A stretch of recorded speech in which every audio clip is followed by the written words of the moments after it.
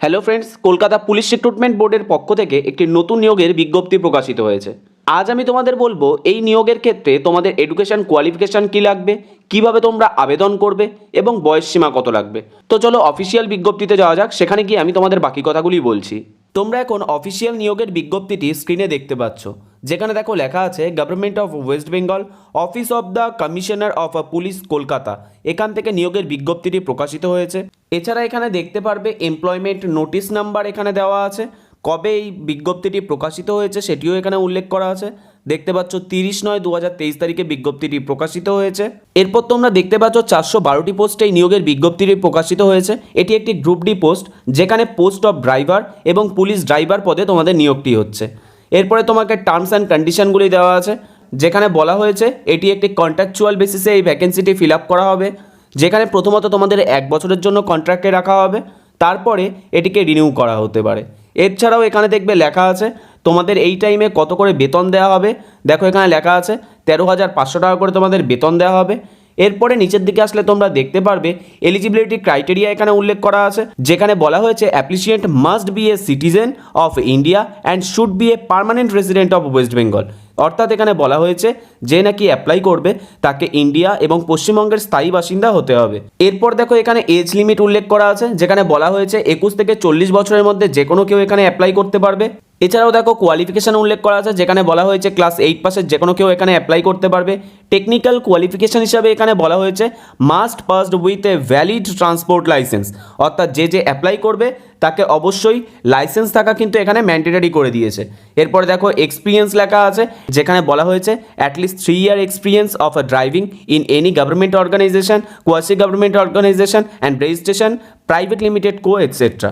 এরপরে দেখো selection procedure এখানে উল্লেখ করা আছে, যেখানে প্রথমে বলা হয়েছে তোমাদের ড্রাইভিং টেস্ট নেওয়া হবে এবং তারপরে তোমাদের ইন্টারভিউ নেওয়া হবে। আর এই টোটাল সিলেকশন যে প্রসেসটা হবে এটির জন্য 40 মার্কস তোমাদের জন্য বরাদ্দ করা আছে, যেখানে ড্রাইভিং টেস্টের উপরে 20 মার্কস থাকবে এবং বাকি 20 মার্কস থাকবে ইন্টারভিউয়ের উপরে।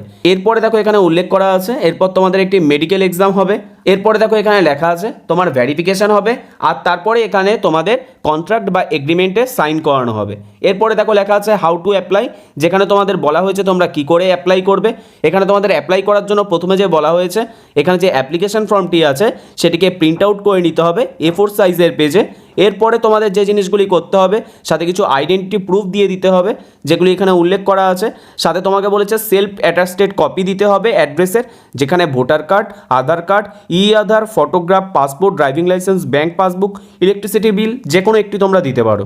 এছাড়াও তোমাদের দিতে হবে self attested copy of proof of age, অর্থাৎ তোমাদের জন্মের যে নাকি প্রুফ সেটিও এখানে দিতে হবে। সেখানে তোমরা দেখতে পাচ্ছ কি কি এখানে দিতে বলা হয়েছে, তার মধ্যে থেকে যে কোনো একটি তোমরা দিতে পারো। Birth certificate, pan card, admit card of মাধ্যমিক যে কোনো কিছু একটা দিলেই হবে। এরপরে আরও যেটি দিতে হবে সেটা হচ্ছে self attested copy of driving licence, অর্থাৎ যেহেতু এখানে ড্রাইভিং লাইসেন্সটি ম্যান্ডেটারি করাই আছে তাই এখানে ড্রাইভিং লাইসেন্সের সেলফ অ্যাটাস্টেড কপিও কিন্তু দিতে হবে। এরপরে লেখা আছে self attested copy of experience certificate, অর্থাৎ এখানে উল্লেখ করাই ছিল যে তোমাদের কোনো গভর্নমেন্ট সংস্থায় বা সেমি গভর্নমেন্ট সংস্থায় বা কোনো প্রাইভেট লিমিটেড সংস্থায় যে ড্রাইভিংয়ের যে এক্সপিরিয়েন্স আছে সেটিরও এখানে সার্টিফিকেট কিন্তু তোমাদের প্রোভাইড করতে হবে। এর সাথে দেখো লেখা আছে 1 copy of recent passport size photo, self attested photograph to be pasted on the right top of the application.